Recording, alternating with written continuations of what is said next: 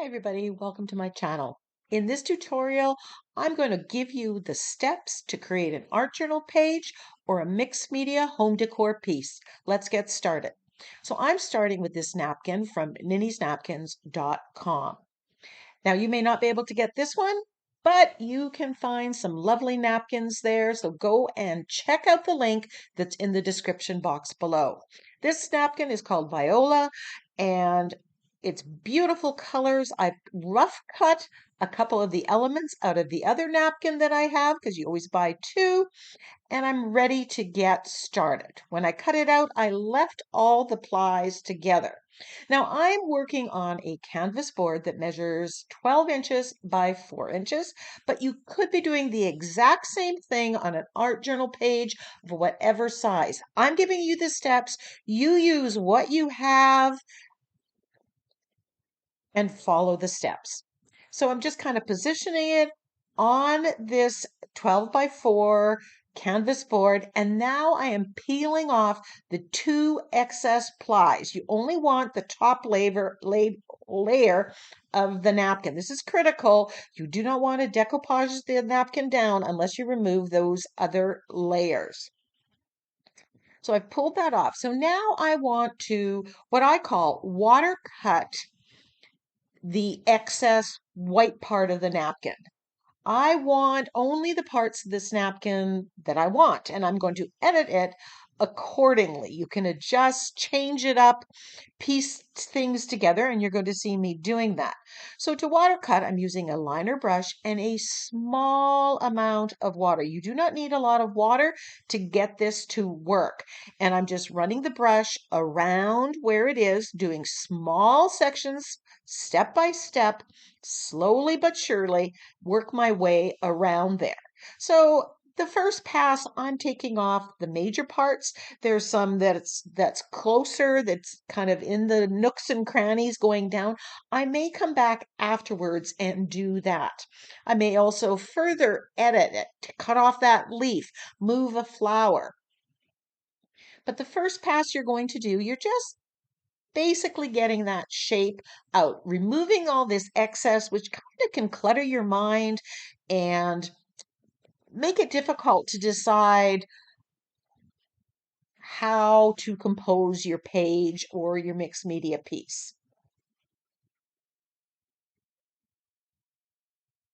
So once that's all water cut out, I can put it on my page and you get a better idea of what it actually looks like. You're taking it from that square shape of a napkin and getting rid of the excess. And it really frees your mind to really see those elements. So I'm going to do the same thing now with the other element of this napkin. And I've just sped up this part of the video because you don't need to see me doing it twice. Wherever the white is, I like to get as much of that off as possible, going right up to the edge. It gives a deckled edge, which disappears. You don't see that harsh edge that you would get if you were cutting. And now I'm just positioning it on and getting an idea. Now here I'm doing the second cut. I'm deciding I don't want this over here. I might attach it to, I might move it over here. So you're actually changing or have the ability to change the composition. You can mix and match napkins. You could pick flowers from several different napkins and then decoupage them down on the same one and make something truly original.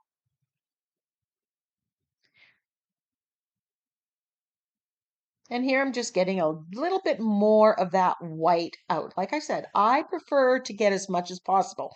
The white is going to go clear. Sometimes napkins are slightly colored. That doesn't go clear, and that might be problematic later on. So now I realize that I have not treated the background or my substrate here, and I am giving it a coat of white gesso to seal it. It's just going to make the paint blend easier in future steps. I would say about 90% of the time, I always give my page or my canvas board a good coat of white gesso. So now I'm ready to glue down my focal images, and I'm using fluid matte medium. I use the Liquitex brand. I like it. It has not failed me, and I haven't tried a lot of other matte medium fluid mediums. So I'm putting a good coat underneath, positioning my focal image, and then putting a coat on top. Now here, when you're gluing it down, you want to make sure you get a lot of that fluid matte medium or Mod Podge or whatever adhesive you're using. Get a lot of it on the brush so that the friction isn't there. It goes smoothly. The napkin, when it's wet, gets very fragile and it's very easy to rip it. And while you can fix it at a later stage, it's always easier not to have to do more work. And I'm just doing the same with the other.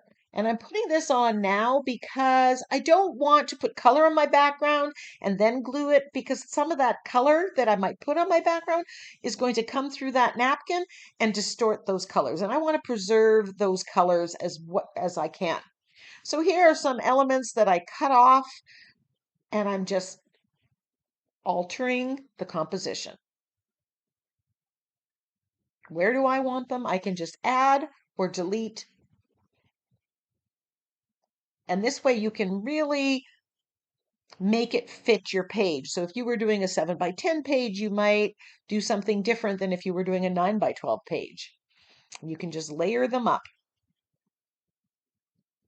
Now, after I've glued this down, I am giving this time to dry. And most of the time I do use my heat tool to speed up the drying process. Cleaning off the brush with the matte medium before I put it in my water. Once that's completely dry, I'm using an emery board nail file that I bought at Dollar Tree. You can buy sanding blocks at your home reno store, and they work probably even better, I have found. But this is what I had handy. You want to make sure this is completely dry, and you're just going to let it rub it so you get that cut. Alternatively, you can use scissors. Some of this I'm having a little trouble with because it isn't completely dry, and you're more apt to rip it. And you have to put a decent amount of pressure to get that to come up perfectly well. And this works whether you're doing a canvas board like I am, or on a card, or if you're doing it on a art journal page. Now, this is a sentiment pack in process of me creating it. Features my phrase of the year, moments and memories. And I haven't uploaded this yet for release at Ninny's Napkins, but it will be there soon. So I'm looking at the sentiments, and I love this script one. Collect moments, not things. I think that's going to look lovely in the middle. And then I'm just going to what I call bubble cut it around. So I'm getting rid of a lot of the white, but it's kind of giving a little bit of a white bubble around it. And I'm just going as close as I can, just leaving a little bit of white. And no, I'm not going to show all of this because you don't need to watch paint drying. You don't need to watch me cut things out. Now, alternatively, you can print all my digital sentiment packs. You can print on whatever paper you want. So you could print it on copy paper like I have here. You could print it on tissue paper, rice paper. And then once it's cut out, I'm just playing with how I want to arrange it. How does that look on this substrate? So again, this may look different depending on what size page you are working on. But you can take all those digital sentiments, once you print them off, cut them apart, place them, again, to perfectly tweak it for what you're creating on. You can also, with all my sentiment packs, alter the size to make them bigger or smaller. So if you were doing this on an ATC, you'd shrink it down. If you were doing it on a 9x12 sheet, you may want to make it bigger. Can't do that with rubber stamps or silicone stamps. So now I'm ready to colorize my background, and I have some Naples yellow and white gesso. And I'm just using a brush, and I am going to mix that wet on wet, which is why I gessoed it. And I'm going to go in there, go in and around the flowers. There's lots of white spaces on the focal image, and I'm just painting the background. I want to keep the background fairly light and airy. I want the focal image to stand out the most, but I do want some color in the background. I do want some interest in the background, and that's what I'm working on now.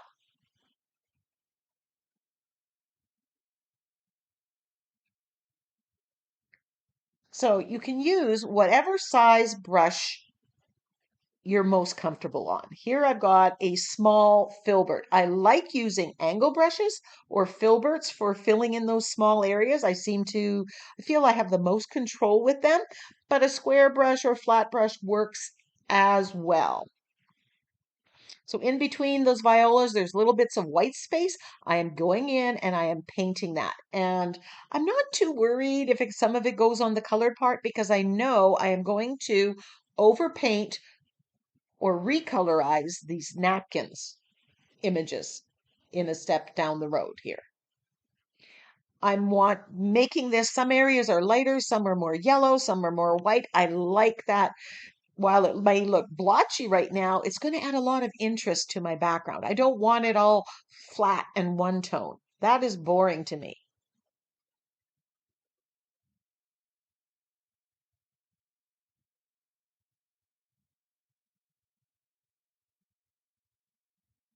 So I used a larger brush for that big common center area, and then I'm using a finer filbert brush to fill in these finer areas.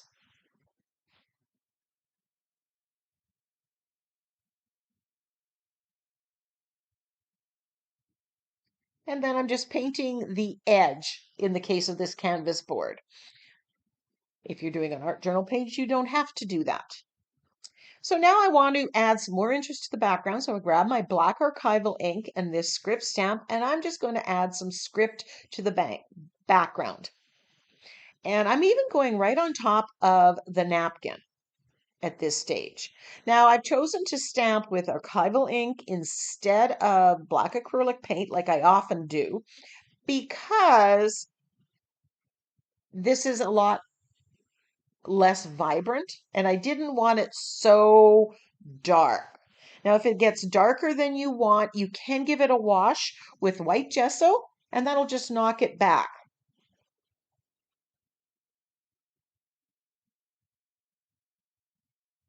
So there, I'm loving the look of the script. I'm thinking I don't need to knock it back. And then I've got grabbed this stamp from, it's a Stamperia stamp set. I believe it's from Songs of the Sea Texture. And it's a good basic stamp. The script stamp, this one, are ones that you can use on any background, any theme.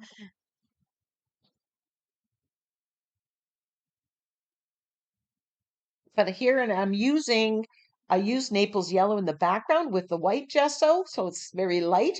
This is yellow oxide, and it's the same color, just darker. So it's kind of tone on tone.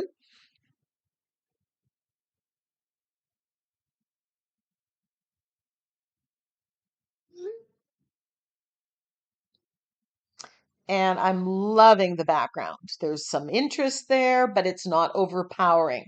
I'm just edging with the yellow oxide. This is giving a little bit more of that yellow that's in there. That yellow oxide is the color that is in the center of the viola.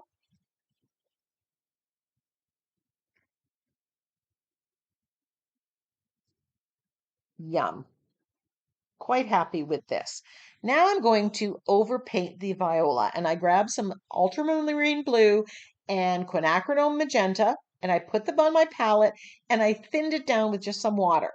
I want this thinner. And now I'm going to basically, it's like watercoloring, and I'm adding a little bit of the magenta, a little bit of the blue together when it mixes, when they mix wet and wet, you're making that purple that matches the viola color. The one on the right-hand side, I've already done, and you can see the difference. I just want to tweak those colors, not really change them. You can also add white gesso in at this part, but when you're putting it wet on wet, it blends, it makes it look like it's watercolor or more abstract.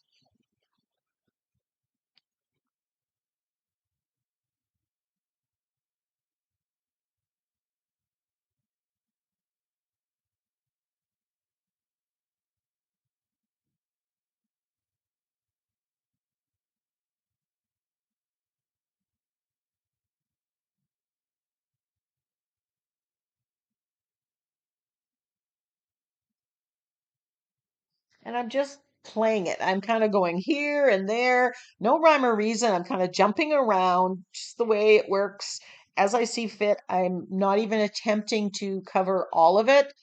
Um, I just keep playing, looking, do I like it?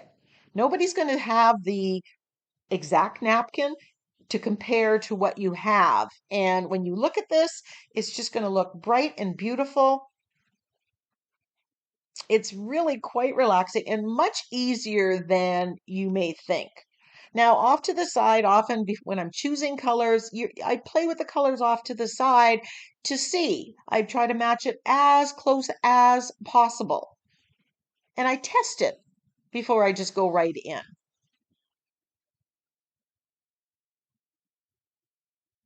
I do the same with the green leaves, although that footage I did not end up recording.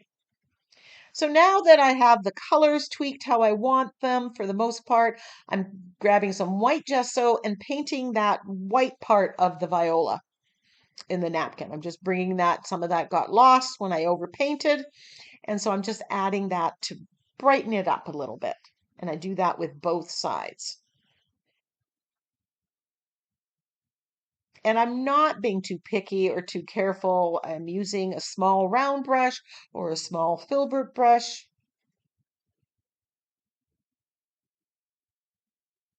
Then I come back in, and once it's dry, I'm adding a little bit more color. Again, you just play it by ear. What do you see?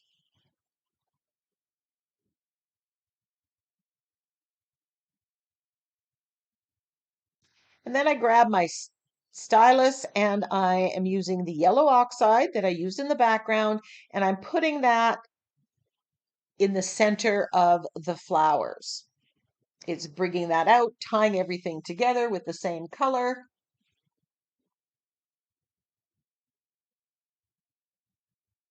You could use a liner brush as well if that works. So now I put my sentiment back in, changed it. I'm just putting underneath with the coat of the fluid matte medium and then putting the fluid matte medium on top. And sometimes it just doesn't go quite according to plan. But if it's copy paper, you can use, or rice paper that is printed on, you can usually lift it up and try again. Worst case scenario, print it off again and recut it. So here I have the word moments. I'm just lining that up, making sure that it's straight. And then instead of lifting it up, I'm just reaching underneath with the fluid matte medium to stick it down.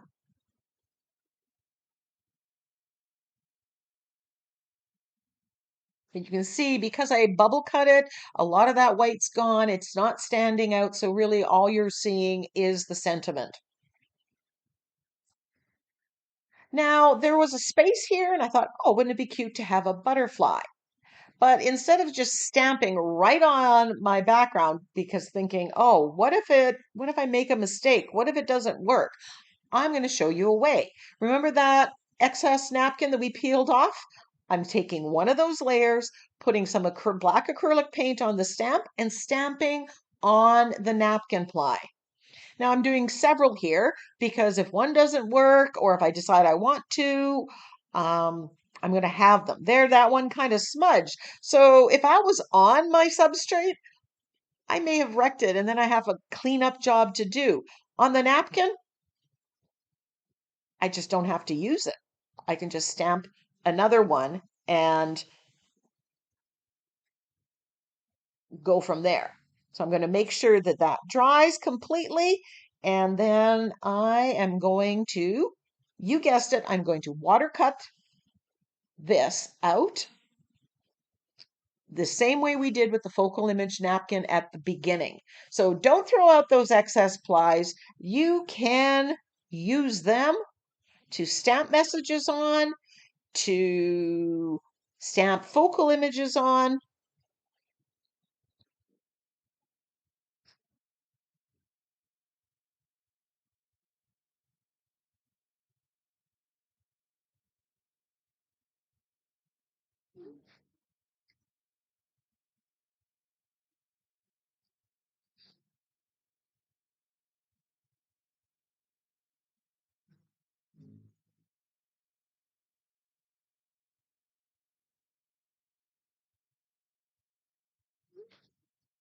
And I'm just cutting out another one here because I want to try it.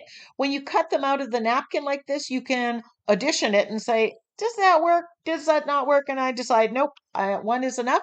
It fits that one little empty space. That's good enough. So I'm going to use the fluid matte medium, put some underneath and some on top, just like I did the napkin. The napkin, the white parts of the napkin go perfectly clear.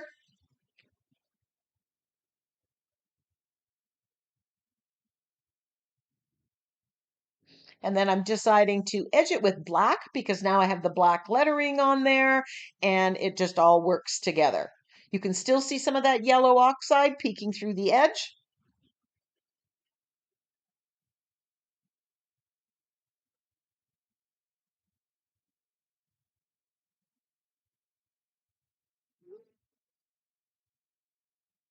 But it frames it. Then I'm grabbing my gold paint that I've thinned with water, and I'm going to use my fan brush to splatter some gold on my sign.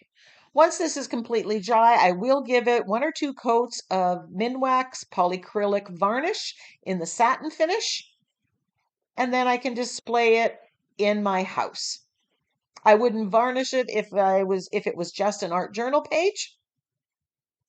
Here I have my secure glaze pen. I went over the letters of the sentiment because this is kind of dimensional and shiny. And then I am just edging it, kind of doing a sketchy line all the way around.